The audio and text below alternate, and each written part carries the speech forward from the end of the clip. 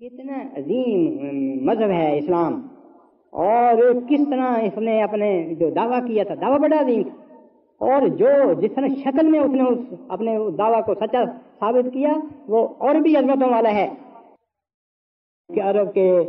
صحرا سے ایک شخص اٹھا اور کہتا ہے خدا مجھ سے ہم کلام ہوا اور اس نے مجھے کامل اور مکمل شریعت دی، اور اس نے کہا کہ قیامت تک کے تمام انسانی مسائل کو حل کرنے کی طاقت اس قرآن عظیم میں رکھی گئی۔ لا یمسہ الا المطہرون، اور ایک سلسلہ مطہرین کا پیدا ہوگا جو خدا تعالیٰ جو معلم حقیقی ہے ان کا استاد بنے گا اور ان کو نئے سے نئے اسرار قرآنی بتائے گا اور دنیا کے مسائل کو حل کرتا چلا جائے گا۔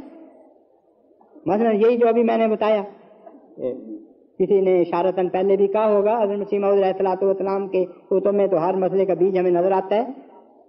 میں یورپ میں جاتا رہا ہوں، ہارڈ کور کمیونسٹ سے میں باتیں کرتا رہا ہوں، میں نے کہا تم اسلام کا مقابلہ کر سکتے ہو؟ تمہیں تو پتہ نہیں انسان کا حق کیا ہے، اور دعویٰ کا یہ کرتے ہو کہ انسان کو ہم حقوق دیں گے اس کے۔ تو یہ کتابیں پڑھیں اس رنگ میں تاکہ اپنی نسلوں کی، اپنے بھائیوں کی تربیت کر سکیں، باہر جو ہمارے لوگ جاتے ہیں وہ دنیا کو بتا سکیں کہ تمہارے مسائل کوئی ازم حل نہیں کر سکتا، صرف اسلام حل کر سکتا، کیونکہ اسلام ازم نہیں، اسلام تو اللہ تعالیٰ کی طرف سے نازل ہونے والا ایک عظیم مذہب ہے۔ قرآن کریم نے نبی کریم صلی اللہ علیہ وسلم کے منہ سے خدا نے نکلوایا کہ ما انا من المتکلفین، تم اگر تکلف کرو گے محمد صلی اللہ علیہ وسلم کا کو اسوہ نہیں سمجھنے والے، پھر ہماری زندگی میں کوئی تکلف نہیں ہے، لیٹے ہوئے ہوتے ہیں، بیمار باہر سے آئے ہوئے تھے وغیرہ، انہوں نے کہا ابھی ملنا ہے، ان کو پتہ نہیں کہ میں بیمار پڑا ہوں پرسوں شام کو، انہوں نے کہا ابھی ملنا ہے، کبھی آ جاؤ، میں لیٹا ہوا تھا، بعد میں ہمارے امریکہ کی بہنیں تھیں کہنے لگیں کہ ہمیں پتہ ہوتا کہ آپ بیماری سے لیٹے ہوئے ہم نہ آتے۔ میں نے دل میں کہا تمہیں پتہ کیوں ہوتا جب میں تکلف نہیں کرتا تم اسی طرح میرے۔ وہ امریکنس نے کہا کہ ہم نے ملنا ہے، تو میری آج صبح سے میری طبیعت بڑی خراب تھی، میں نے کہا ٹھیک ہے آج مل لیں گے، آ جاؤ، صبح ان سے ملے اور کچھ دوستوں سے ملے۔ تو ہم نے بے تکلف، کوئی تکلف نہیں ہماری زندگی، نہ کوئی فخر ہے، نہ کوئی بڑائی ہے، نہ ہمیں کپڑوں کا شوق، نہ ہمیں کھانے کا شوق، نہ ہمیں پہننے کا شوق، نہ ہمیں اچھے فرنیچر کا شوق، ہمارے دل میں صرف ایک شوق ہے، اور وہ یہ شوق ہے کہ ہر دل میں خدا کی محبت پیدا ہو جائے، محمد صلی اللہ علیہ وسلم کا عشق پیدا ہو جائے۔ ہم یہ دعائیں کرتے ہیں خدا تمہیں دنیا کی دولتیں مبارک کرے، جو دولت ہمیں مل گئی روحانی اس کے مقابلے میں ہم یہ سمجھتے ہیں، ہمیں پاگل کہنا چاہو کہہ لو، لیکن ہم سمجھتے ہیں کہ خدا تعالیٰ کے پیار کے مقابلہ میں دنیا کی یہ دولتیں اور دنیا کی یہ سیاسی اقتدار کوئی چیز ہی نہیں رکھا۔ ہم لاشیں مانگتے اور اس نے اپنا پیار دے کے ہمیں سب کچھ دے دیا، اس کی خاطر ہم کرتے ہیں، ہم باہر جاتے ہیں، وقف عارضی کی میں بات کر رہا ہوں، اپنے بھائیوں سے نہ جان نہ پہچان مسجد میں چلے جاتے ہیں، بیٹھ جاتے ہیں دو آدمی،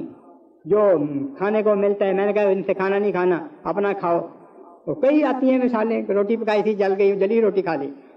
نہیں آتی روٹی پکانی، روٹی نہیں پکی چنے کھا لیے، کوئی نیم گرم نیم سرد چائے بنا کے گزارا کر لیا، بس اس طرح گزارا کر رہے ہیں، بڑا لطف آتا ہے جو ان کے۔ میں نے کہا تم نے مہمان نوازی نہیں قبول کرنی، اللہ کے مہمانوں واپس طاقت دے گا۔ وہ آخر پیٹ کے اوپر پتھر باندھنے والے تھے جنہوں نے شکم پور مقابلے پہ جب آئے مخالف تو ان کے سامنے وہ کامیابی کے ساتھ کھڑے رہے، ان کو شکست دی، میدان بدل گیا، کوئی شک نہیں اس میں۔ اس وقت توپ اور تفنگ اور ایٹم بم کی جنگ مذہب کی جنگ نہیں ہمارے نزدیک، اس وقت اخلاق کے ساتھ، اس وقت روحانی علوم کے ساتھ، اس وقت اخلاقی حسن کے ساتھ، خدا تعالیٰ کی شمع دکھا کے ظلمتوں کو دور کرنے کے ساتھ ہم نے اسلام کی جنگ جیتنی ہے، پیار کرنا ہے، دینا ہے، لینا کسی سے کچھ نہیں۔ خدا تعالیٰ کی خاطر مساجد بنانا یہ ہمارا فرض ہے، اور اپنی نماز کی جو عبادت ہے، یعنی وہ عبادت جس کا مسجد سے تعلق ہے، اس کو صرف مسجد تک محدود نہ رکھنا، یہ ہمارا کام ہے۔ نبی کریم صلی اللہ علیہ وسلم نے فرمایا جعلت لی الارض مسجدا، ساری زمین خدا نے میرے لیے مسجد بنا دی۔ بعض جگہ علاقوں میں جب تکلیف پہنچی ہے، جو بڑی تکلیف ہے مسجد کھول رہے ہیں، تمہاری مسجد کون چھین سکتا ہے؟ میں اندیوں کو کہا کرتا ہوں تمہیں تو تمہارے محبوب نے یہ کہا ساری زمین تمہارے لیے مسجد بنا دی، تمہاری مسجد کوئی نہیں چھین سکتا۔ لیکن وہ بھی مسجدیں بناتے ہیں ہم، جمعے کے لیے چاہیے، اکٹھے ہونے کے لیے چاہیے، مسجد ہمارا مدرسہ ہے، 15 مساجد تعمیر ہو چکی نئی، اور جو خطوط مجھے پہنچے ہیں میں سمجھتا ہوں کہ 20-25 مساجد جو ہیں کم از کم وہ دیر تعمیر اور 2-4 مہینوں میں پورے ہو جائیں گے۔ ایسے بھی جوشیلے ہیں کہ یہاں کسی کے گھر میں اس کے رشتہ دار نے لکھا کہ ہمارے یہاں کی مسجد جو ہے وہ جلا دی گئی، انہوں نے کہا ہم یہاں مسجد بنا، افریقہ کے ملک میں انہوں نے کہا مسجدوں کی تعداد نہیں کم ہونے دیں گے، انہوں نے وہاں مسجد بنا دی۔ تو مسجد خدا کا گھر ہے، خدا نے کہا تھا ان المساجد للہ، کوئی انسان دعویٰ نہ کر بیٹھے ملکیت کا، مسجد خدا کی ملکیت ہے، فلا تدعوا مع اللہ احدا، اور اتنی شان ہے مسجد کی کہ خدا واحدہ کو یگانہ کی عبادت کرنے والا ہر شخص آ کے اپنے اپنے عقیدے کے مطابق یہاں کر سکتے۔ نبی کریم صلی اللہ علیہ وسلم کے پاس عیسائیوں کا ایک وفد جو یونیٹیرین یعنی خدا واحد کو ماننے والے تھے، تثلیث کو ماننے والے نہیں تھے، ان میں بھی ایسے ہیں بعض فرقے جو خدا واحد کو مانتے ہیں، حضرت مسیح کو خدا نہیں مانتے، وہ تھا، وہ آیا تبادلہ خیال کیا، انہوں نے کہا یار وسلم کو کہا جو بھی کہا ہم تو یا رسول اللہ ہی کہیں گے، ہماری عبادت کا وقت آ گیا، اجازت دیں باغ میں جا کے پڑھ رہے ہیں۔ ہمیں باغ میں کیوں؟ یہ میری مسجد ہے، یہ خدا تعالیٰ کی مسجد ہے، خدا واحد و یگانہ کی یہاں عبادت ہوتی ہے، کوئی عقیدہ ہو کسی کا یہاں نماز پڑھ، اپنی عبادت کر وہاں پڑھ۔ میں 67 میں گیا، ڈینمارک کی مسجد کا افتتاح کیا، مجھے وہاں کے مولویوں نے کہا یہ لوگ دلچسپی تو رکھتے نہیں اسلام میں، اگر آپ نے لمبی تقریر کی تو یہ بور ہو جائیں گے، اکتا جائیں گے، میں نے کہا مختصر کر دیتے ہیں۔ میں نے 3-4 پوائنٹس لیے، 3 منٹ میں اس آیت کا معنی بتایا، ان المساجد للہ فلا تدعوا مع اللہ احدا، اور نجران کی مثال دی، جمعے سے پہلے افتتاح کیا، جمعے کا خطبہ دیا، جمعے کی نماز میں کھڑا ہوا، کئی 100 عیسائی باقاعدہ یوں نیت باندھ کے ہمارے ساتھ نماز میں شامل ہو گئے۔ یہ ہے شان خدا کے کلام کی، یہ ہے شان اسلام کی مسجد کی۔ اور بعد میں اب تک جو اگر وہ دیکھنے والا کوئی گروہ آئے مسجد کو، بڑی خوبصورت مسجد ہے، تو اگر نماز کا وقت ہو بیچ میں شامل ہو جاتا، مسجد میں شامل ہو گئے۔ مجھے دوستوں نے بتایا کہ جب ہم رکوع میں جانے لگے، اب ان کو تو نہیں پتا کہ کتنا کرنے، ادھر دیکھا کیا ہو رہا ہے رکوع، پھر جب کھڑے ہوئے ادھر ادھر دیکھا کھڑے ہو، اسی طرح سجدے میں چلے گئے، بالکل پورے ارکان وہ کیے، صرف اس لیے کہ خدا کے اس اعلان کو میں نے دہرایا تھا کہ ان المساجد للہ فلا تدعوا مع اللہ۔ اتنا عظیم مذہب خدا تعالیٰ نے ہمیں دیا، اور ہماری بھول بھی بڑی عظیم ہے جو اس عظیم مذہب کو ہم بھول گئے۔ حضرت مسیح موعود علیہ الصلوۃ والسلام نے فرمایا ہے، اور آپ نے جو فرمایا وہ سچ فرمایا ہے، آپ نے یہ فرمایا ہے کہ اللہ تعالیٰ میری جماعت کے علماء کو اس قدر نور فراست عطا کرے گا کہ نہ صرف یہ کہ وہ اسلام کی برتری دنیا میں ثابت کریں گے، بلکہ اسلام کے خلاف جو مذاہب ہیں ان کا بوتا ہونا اور جھوٹا ہونا اور کمزور ہونا دنیا پر ثابت کر دیں گے۔ علم کا کہ یہ شمع لے کے ہم میدان علم میں کودے ہیں، اور خدا تعالیٰ کے وعدے ہیں وہ پورے ہو رہے ہیں۔ میں نے ایک چھوٹی سی مثال دی، ہر جگہ خدا سکھاتا ہے ہمیں۔ ایک اور آپ کو بتا دوں مزیدار بات، 67 میں 2 عیسائی ایسوسی ایشنز اور ایک ادیبوں کی ایسوسی ایشن نے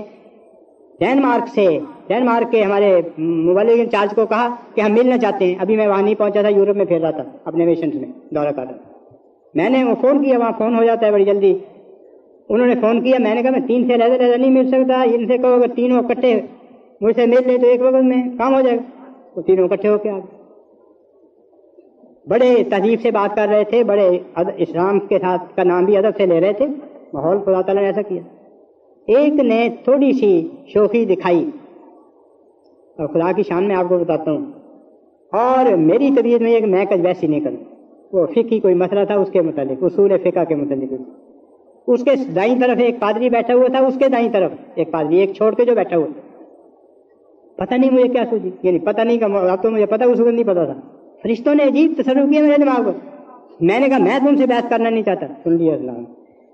میں تم سے بحث نہیں کرنا چاہتا۔ یہ جو ایک آدمی چھوڑ کے ہے یہ اس علم کا ماہر ہے، یہ تمہیں بتائے گا کہ میں ٹھیک بات کر رہا ہوں اور تم غلط بات کر رہے ہو۔ اس نے اس کی طرف منہ کیا، وہ شخص کہنے لگا یہ انہوں نے ٹھیک ہے، یہ ٹھیک کہتے ہیں، تم غلط۔ بعد میں ہمارے کمال یوسف صاحب بیٹھے ہیں، ان سے ملا، کہنے لگا یہ ہوا کیا، ہو کیا گیا؟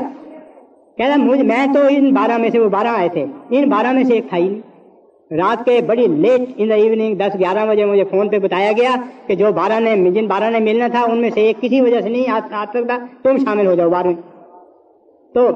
میں تو رات کے وقت کسی وقت ہوں، صبح انٹرویو ہے، میں یہ سوچ بھی نہیں سکتا کہ تم لوگوں نے تحقیق کر کے صاحب کو یہ بتایا ہو کہ یہ شخص اس فن کا ماہر ہے اور میری طرف اشارہ کر دیا۔ صاحب کو کس نے بتایا تھا کہ میں اس فن کا ماہر ہوں؟ اب وہ کیسے جانے کہ خدا نے بتایا جو علام الغیوب، اور میرے منہ سے جب فکرہ نکلا تو پھر میں اپنے نفس میں جب واپس آیا میں بڑا پریشان ہوا۔ میں نے کہا اگر اس نے یہ کہہ دیا میں نہیں ماہر تو میری بےزتی ہو جائے گی، یہ میں نے منہ سے کیا نکل گیا، لیکن خدا تعالیٰ نے نکالا تھا۔ تو جہاں ہم اپنے علم سے بات کرنے کے ناقابل ہوتے ہیں وہاں اس بشارت کے نتیجے میں اللہ تعالیٰ کا فرشتہ آ کے ہم سے بات کروا دیتا ہے۔ حضرت مسیح موعود علیہ الصلوۃ والسلام نے احمدی کو یہ بشارت دی۔ اس بشارت کے ہوتے ہوئے ہم میں سے اگر کوئی پیچھے ہٹے اور جھجکے اور گھبرائے اور اس کی طبیعت میں یہ خیال ہو کہ میں کیسے دنیا سے آگے نکلوں گا تو بیوقوف ہے وہ شخص۔ جہالتیں چھوڑ دو، یہ وعدہ ہے مجھے اور تمہیں کہ خدا تعالیٰ کے فرشتے اتنا علم دیں گے کہ اسلام کے خلاف دنیا کی جہالتوں کو جہالت جو ہے وہ ثابت کر دیا جائے گا دنیا کے سامنے، تبھی تو ہم دنیا کے دل جیتیں گے اسلام کے۔